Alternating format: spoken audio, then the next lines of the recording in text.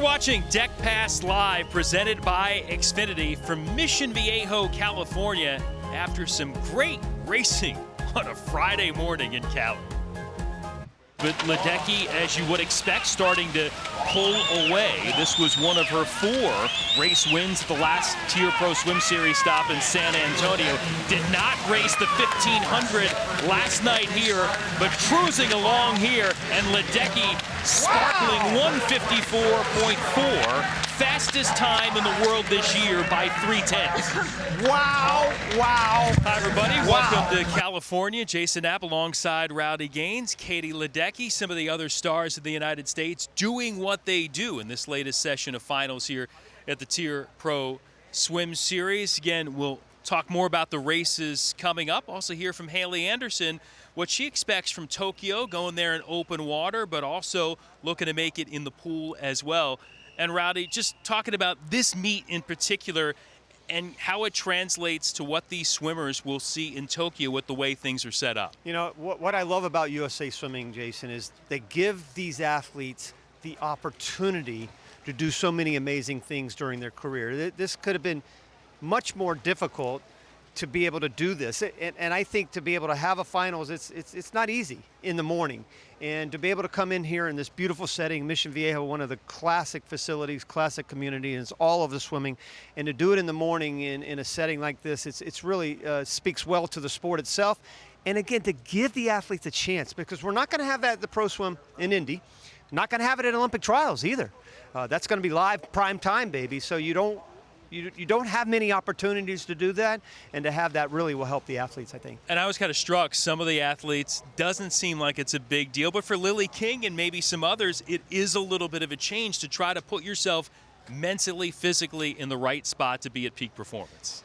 I think you have to look back at Beijing, and if I'm a swimmer now, I would go back and ask an Allison Schmidt, who's still swimming, by the way, or any of those retired athletes from Beijing, and ask them what their secrets were. You know, try to get a feel for what to expect once you make the team in Tokyo. I probably wouldn't do that kind of talking until I make the team. I don't want to jinx myself, but after I make the team, that'd be my first phone call to all those athletes in 2008. Yeah, certainly trying to find the winning recipe, but certainly a lot of the performers you would expect to do good things here in Mission Viejo did just that this morning. It was sort of exactly what we thought was going to happen, did happen, especially with all the great Olympians and the high-profile athletes. You know, you talk about the Katie Ledecky and Caleb and Lily, obviously, but I think the swim of the day was Melanie Margalis, who was also an Olympian, by the way, but really, her 4:35 was something really special, and second fastest time in the world by just a couple of hundredths, and I think she's well on her way to breaking 4:30 at the Olympic trials. And gaining confidence in an event, Rowdy, that she didn't like. It's kind of like your vegetables when you were a kid. You know, your parents told you they were good for you. The 400 IM, it may not feel good as we talked about, but it's turned out to be really good for her. I love talking to her because every time we interview her after a race, she's like, I don't like that race. I don't like that. Well, oh my gosh, I'm tired. I'm exhausted, but she's so good at it. And of course, that's her best event. And she's going to swim a lot of other events, but that's her best one. Yeah, certainly give her great confidence for the 200 IM as well as we continue to progress along towards the U.S. Olympic trials. Again, the 2 waves coming up. First wave starts in less than a month. Let's give you a little bit of a teaser of what we'll see in Nebraska coming up here in less than 2 months.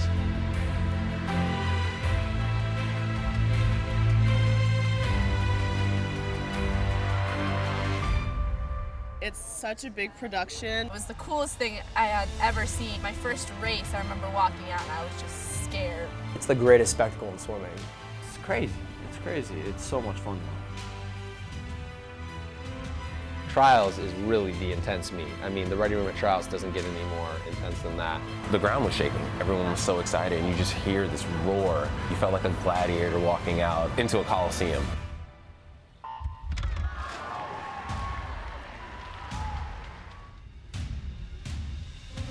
It is the most nerve-wracking meet I've ever been to. I mean, I've been to 2 Olympic Games, but the trials, anyone in the top 8 could be a medalist and a finalist in the Olympic Games. At least at the Olympics, 3rd place means something. At trials, nope, only 1st and 2nd matter. The competition is why we're so great, but at the same time is the scariest meet you've ever been to.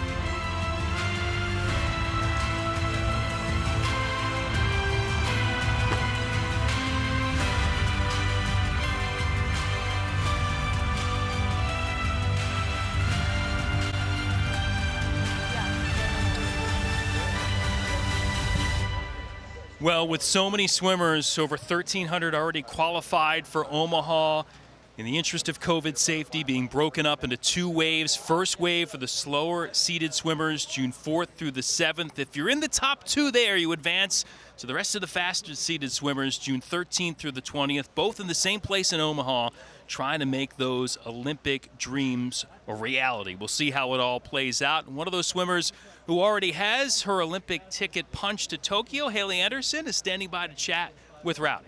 Wow.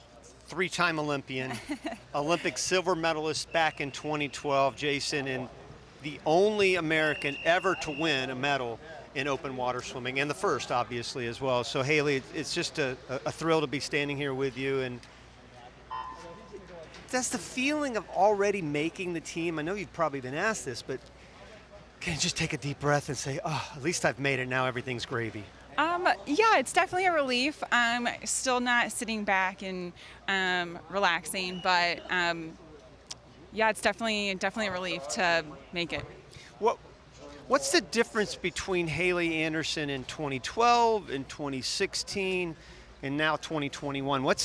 How do you approach this Olympic Games differently than you did in the past? So I've definitely learned so much from each cycle. And I'm definitely not the same swimmer I was when I made my first national team in 2009. And that's the beauty of this sport, is learning so much every time. So just really excited to learn something new this year. You know, you're fifth in the 400 IM? No, 7th in the 400 IM this year? Oh, yeah. Just a little while ago, Yeah. and then you were 3rd in the 800. How important is the pool portion for you now going into trials? Because now women have the 1,500, which is probably still too short for you. You probably wish the 25K could be put in there, but you have the 1,500, the 800, now the 400 IM, the 400. How many events are you going to swim at trials? To be determined. I still don't know what I'll swim, but yeah, I love the mile sometimes. I love the 800 sometimes, but yeah, all these races just really keep me sharp and focused. You think back about 2012, and I remember calling that race and every minute of that race. One of the great Olympic races that I've ever called, believe it or not. After 2 hours, you win the silver medal by 4/10 of a second, I believe. And what was the biggest memory you had from that swim in Hyde Park and the water itself? I've heard stories about the first reaction you have about the water. I'm wondering if you... Oh, yeah, I remember some of my reactions about the water, but I just remember that was probably one of my favorite venues. You could see all the fans lined up around Hyde Park, and so I could see all the American flags from fans, because it was open to it was an open park, so you could see, like, you didn't really need to have a ticket to go watch. So we actually had a lot of fans, which is not very typical for open water. So just seeing all the American flags, people cheering, and it was really exciting. And the water tasted great, right? Oh, yes, very, very delicious. Goosey. Yeah, a little goose poop.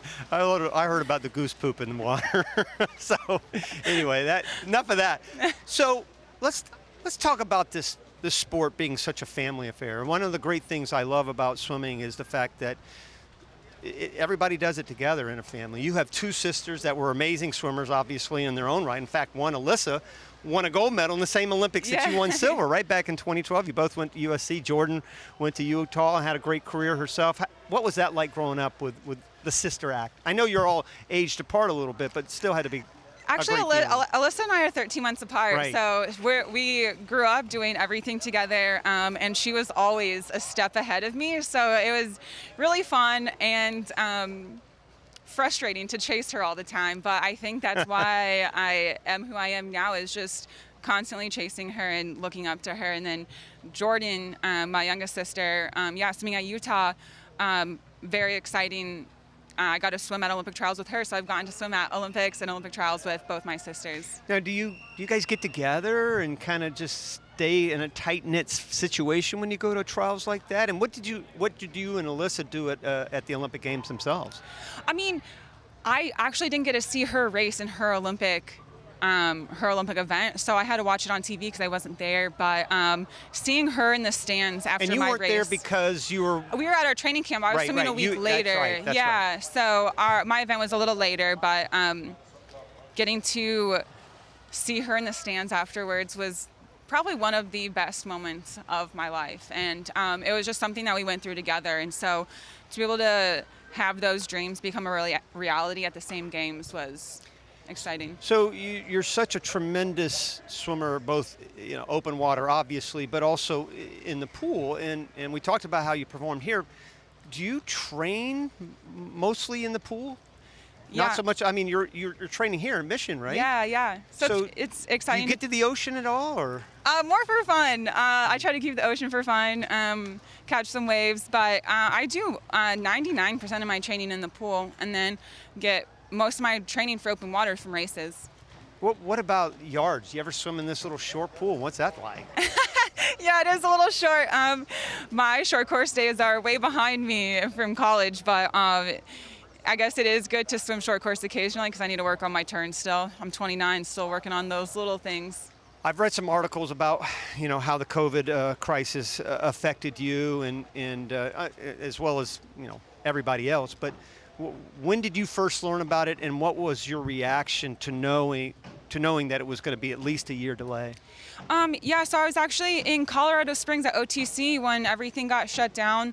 I was at home, though, when we found out it was being postponed. And I also had another situation of my coaches leaving USC. So there is so many things up in the air. I really had to uproot my life. Uproot my life from LA to Orange County. So it's not that big Not of too a bad. move. But really. But it's a big move. Yeah. It's a big move when you change programs, Yeah. especially toward the end of your career and everything. Yeah. And how's it going here then? I mean, how are you feeling about being at Mission and having Coach Schubert being a it's part of really that success? exciting. It's been a really good change, a really hard change, but it's been really fun and some of the hardest practices. Hard ever. in what way? Just from a practice standpoint?